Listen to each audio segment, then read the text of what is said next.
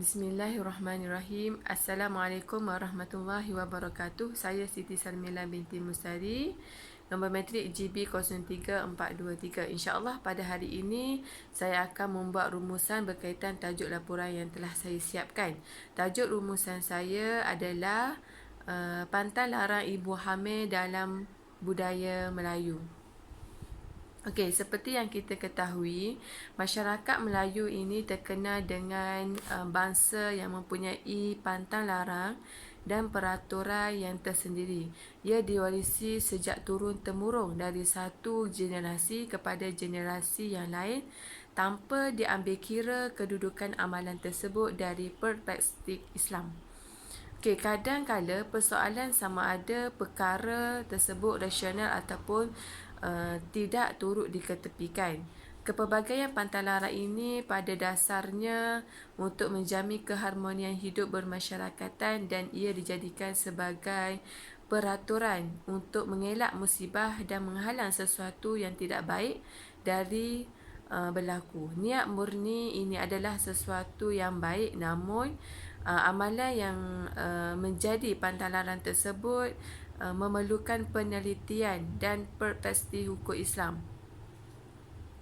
Ini kerana walaupun pantang larang ada kalanya memberi kebaikan ke atas masyarakat, amalan tersebut sewajarnya selari dengan ketetapan syariat Islam.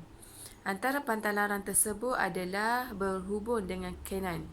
Okey, ia berkait rapat dengan pantang larang yang perlu dijaga ketika tempoh kehamilan ibu, sama ada pihak ibu sendiri ataupun bapa.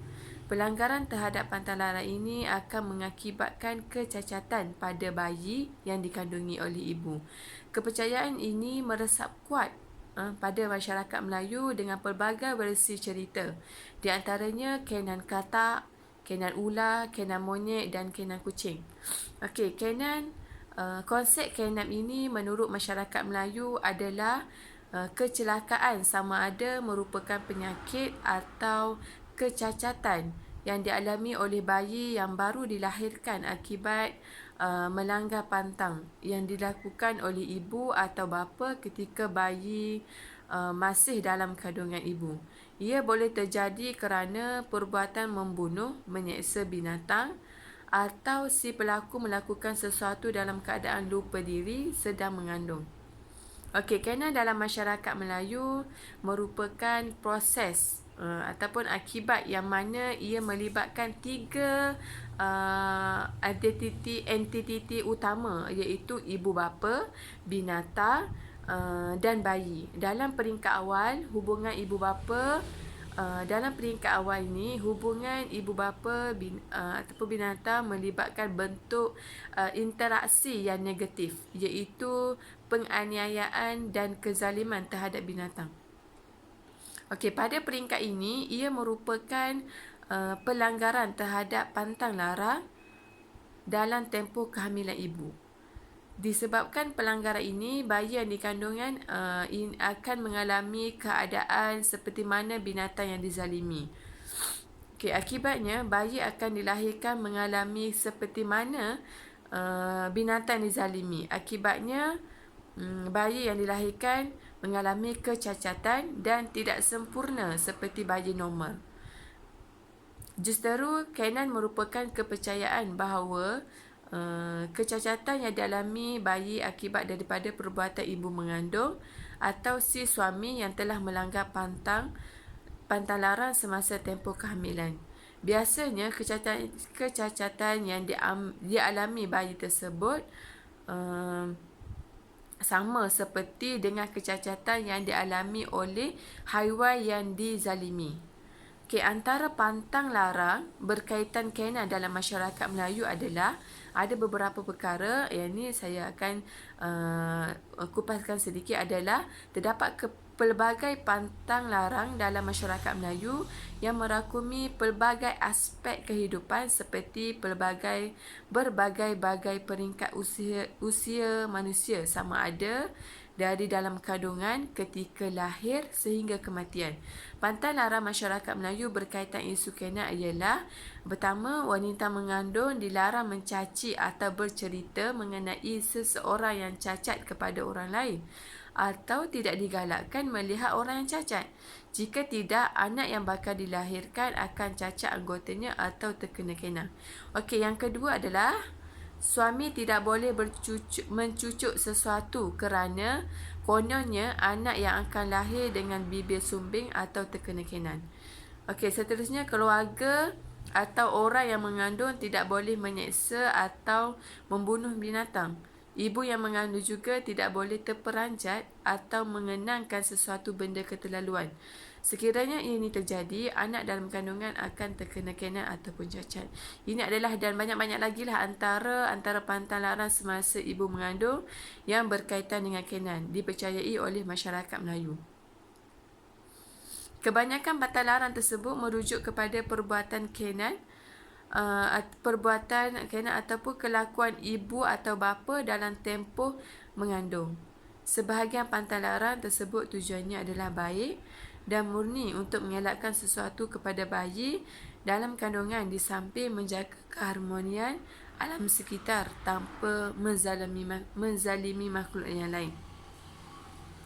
Okey, ini adalah analisis kepercayaan kenan menurut perspektif hukum Islam adalah: pada dasarnya persoalan kenan ini tidak pernah dibincangkan sama ada di dalam Al-Quran ataupun As-Sunnah.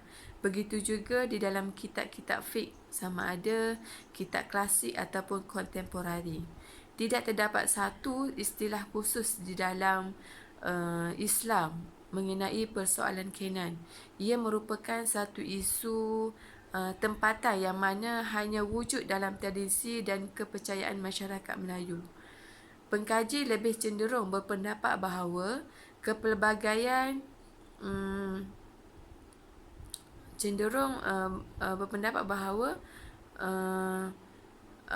kenan dalam masyarakat Melayu ni adalah haram dan tidak wajar diamalkan.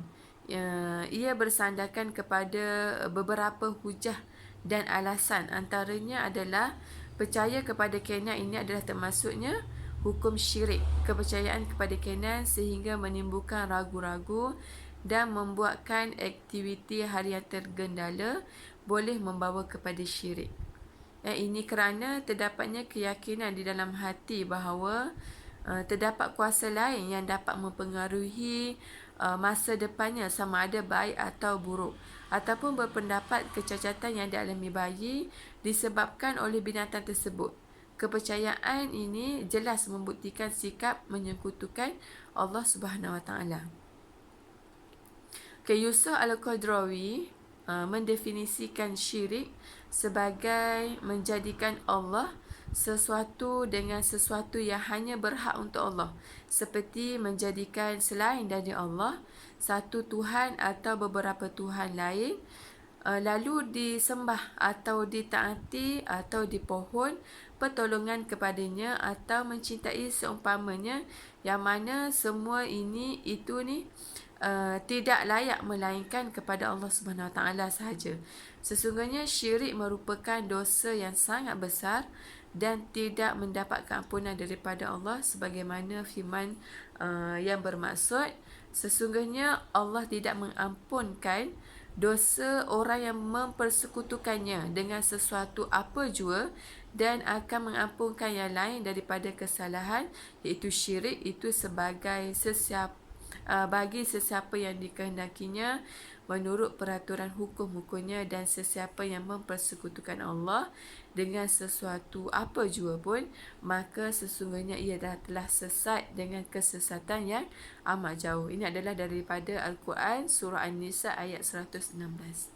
Oleh itu jelas bahawa Kecacatan yang dialami oleh bayi sebenarnya tidak ada kaitan dengan pelanggaran kepada pantang larang, tetapi ia disebabkan oleh kelakuan ibu mengandung sendiri. Justeru sebagai langkah penyelesaian, para ibu hendaklah menjaga kesihatan jasmani dan rohaninya. Antara kaedah merawat kesihatan jasmani ialah dengan cara sentiasa memeriksa badan kepada doktor, melaksanakan senaman ibu hamil, melaksanakan solat secara teratur dan menjaga kebersihan badan. Manakala menjaga kesihatan rohani pula ialah dengan cara bersifat ikhlas dan syukur kepada Allah SWT, bersifat tawakal padanya, bersifat optimis dengan qadar dan qadar Allah SWT, memperbanyakkan membaca ayat-ayat suci Al-Quran dan sebagainya.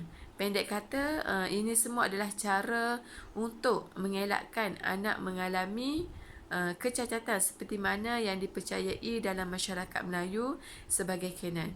Hakikatnya punca kecacatan bayi yang dialami seperti kulit bersisik seperti wajah monyet dan sebagainya bukan disebabkan melanggar pantang larang, tetapi punca yang dikenal pasti ialah kegagalan ibu mengandung menjaga kandungan ketika tempoh kehamilan. Sekian daripada saya. Assalamualaikum warahmatullahi wabarakatuh.